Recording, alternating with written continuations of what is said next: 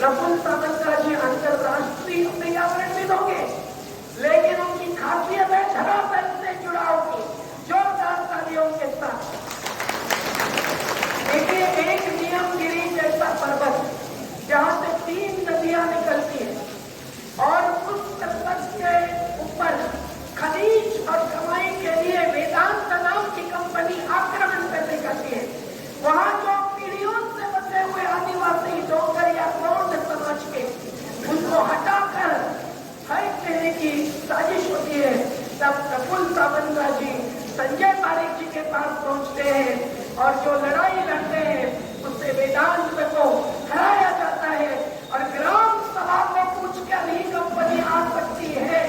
इस निर्णय के बाद 12 ग्राम सभा ठराव पास करती है। समझिए ग्राम सभा का महत्व कितना है। ठराव पास करती है कि हमको वेदांत नहीं चाहिए, तो कंपनी को हराना और हटाया जाता है। तो इस विजय के लिए जोरदार तालियां बजाइए।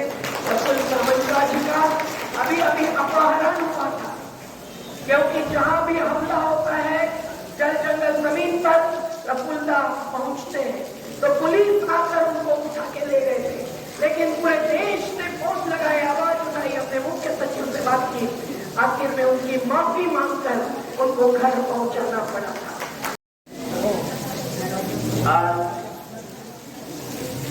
ऐतिहासिक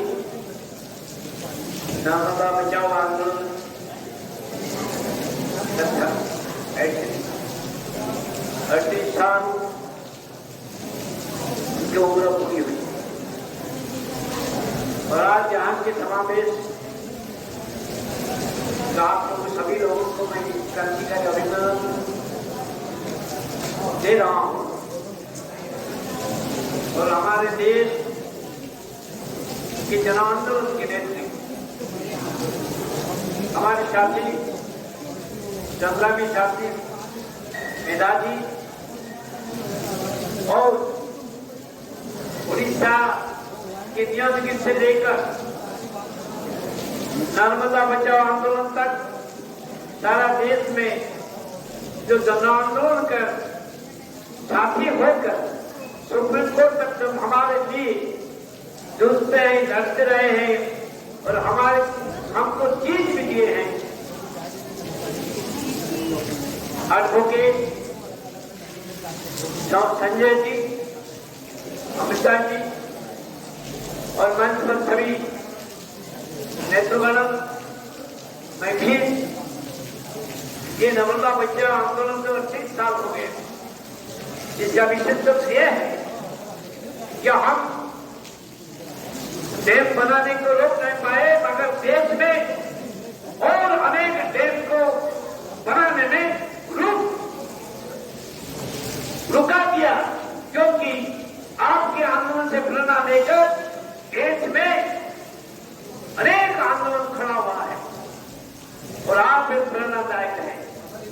आज अभी आप देश में जो नदियां हैं, नदियां की स्थिति बहुत गंभीर है।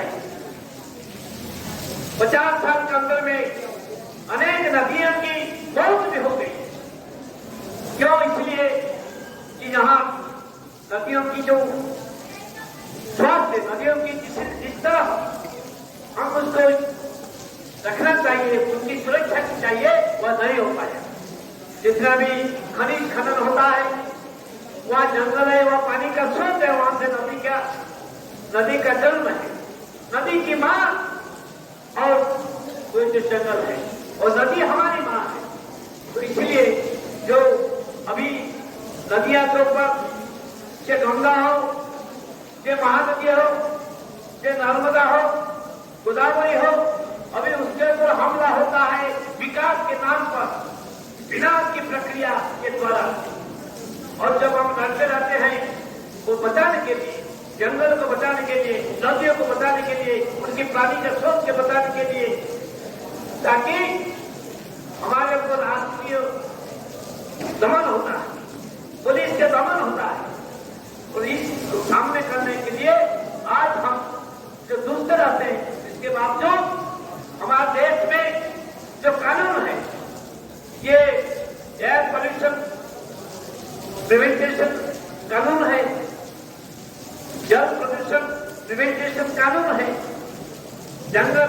अधिकार कानून बना, जल संरक्षण नीति का भी बदल गया कॉर्पोरेट हाथ में देने के लिए, तो कुछ कानून है और कानून को भी बदल दिया जाता है कॉर्पोरेट के स्वास्थ्य में। तो आज हम चाहते हैं नदी को कैसे बचाएंगे, ये तो कानून की जरूरत है। इसीलिए जब से हम आज जो हमारी तरफ से हम सब मिलकर एक ड्राफ्ट बनाए, हमारे साथ भी राज्यसभा के सांसद अनिल हेगड़े जी आज हमारे पास है और उनसे भी हमारा आग्रह है कि हमारा जो ड्राफ्ट बिल फाइनल होगा, संजय पारिक जी है और सभी लोग उसके फाइनल करेंगे और ये ड्राफ्ट को लेकर किसी तरह संसद में एक प्राइवेट बिल के नाते कैसे पहुंचाएंगे, ये सम्मेलनी अनिल जी से और उनके साथी जो उनके साथ देंगे जो सांसद ने, उनका आग्रह करता हूँ कि वो पेश करेंगे, क्योंकि आज एक नदियों को बचाने के लिए एक कानून जरूरत है। क्योंकि नदी के साथ जंगल जुड़ा है, नदी के साथ माइनिंग जुड़ा हुआ है, नदी के साथ जो उसके ऊपर हमला होता है इंडस्ट्रियल पोल्यूशन, जो शिल्प के जरिए जो प्रदूषण होता है, केमिकल प्रदूषण होता है, और खेती में जो केमिकल फर्टिलाइजर जो यूरिया ऐसे हम इस्तेमाल करते हैं। और आज देश में भी जीएम जो जेनेटिक मॉडिफाइड जो अभी कपास के दे दिया, अभी भी मास्टर को दे दिया, तो ये जो डेंजर्स है ये सब नदी के ऊपर बहुत प्रदूषण करेगा और नदी के बहुत में होगी जरूर। तो इसके बचाने के लिए हमें एक कानून की जरूरत है। तो आज इस समय हमें कोशिश करते हैं कि आगे दिनों में जो कानून के रूप में पाएंगे उसके लिए भी हमको सभी को संग्राम करना पड़ेगा, आंदोलन छिड़ा जाएगा देश भर में। हम चाहते हैं आज यह शुरू हुआ कि देश में सभी नदियों को बचाने के लिए कानून की जरूरत है, कानून के लिए हम डिमांड करेंगे और उसके साथ साथ उसको पाने के लिए हम लड़ेंगे। अंतिम बात हम चाहते हैं बोलेंगे, जब हम सब लड़ते रहते हैं कि आज देश में जो लड़ते हैं, जो विरोध करते हैं, जो आलोचना करते हैं, जो संविधान का बात करते हैं, तो आज के देश में जो सरकार है दिल्ली में, ये जो हिंदुत्ववादी फासिस्ट शक्ति की सरकार है, वो संविधान को खत्म करने के लिए जा रही है। और अब देश के लिए अगर देश बचेगा तो हम बचेंगे, अब लोग गणतंत्र बचेगा तो हम आज जो सवाल करते हैं वो कर पाएंगे। अभी आज से पहले जो दिल्ली में जो G20 हुआ और उसके पैनल में हम V20 बना, जनता की तरफ से करे, और जो दो विज्ञा हुई दिल्ली में, दिल्ली पुलिस, केंद्र सरकार की पुलिस, मोदी के पुलिस आज तक कहे अंदर में आप मीटिंग नहीं कर पाएंगे, अगर करेंगे तो प्रधानमंत्री के नाम नहीं लेंगे और उसको कोई रेगुलेशन नहीं बना पाएंगे। वही स्थिति है देश में।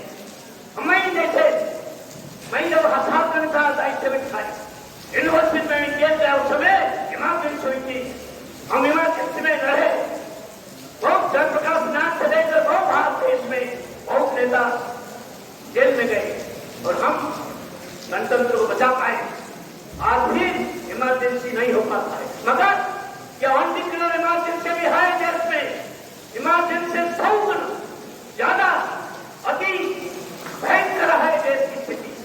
तो इसलिए हम बचाने के लिए गणतंत्र, स्वायत्तता, स्वतंत्रता, जो डेमोक्रेटिक स्पेस को हम बोलते हैं, उसको बचाने के लिए 2024 हमारे लिए वाटरलू है, हमारे लिए अंतिम युद्ध है। जो युद्ध में हम कोई आएगा नहीं आएगा, हमारे लिए कौन करेगा काम करेगा, यह बात नहीं है। अभी जो देश को खत्म करता है, लूट करता है, कंपनियों के हाथ में सब कुछ डाल देता है, वही सरकार को और जो नफरत की राजनीति करती है, देश को भाग करने के लिए धर्म के नाम पर तो संविधान को बदलने के लिए जो कोशिश करते हैं 2024 के बाद हम चाहते हैं वही शक्ति को हटाएंगे और हम हमको देश को बचाएंगे, हमारे गणतंत्र को बचाएंगे, हमारे नौकरियों की सुरक्षा के लिए जो आंदोलन होगा और आंदोलन होगा उसको बचाएंगे। धन्यवाद। इनकलाब जिंदाबाद। बहुत बड़ी बात आज प्रफुल्ला ने बहुत बड़ी बात कही कि जल जंगल जमीन ये हमारे जीने के आधार हैं और उस पर जंगलवासी आदिवासियों का ही नहीं जो ऑक्सीजन लेते हैं उन सबका आधार भी है, अधिकार भी।